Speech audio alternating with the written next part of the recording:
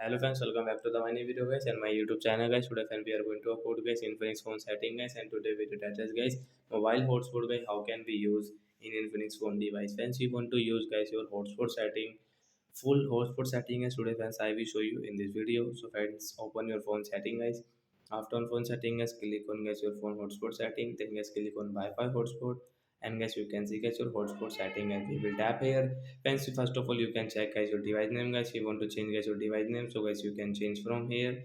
And friends, you can check guys your password. You want to change your password, so guys you can change from here.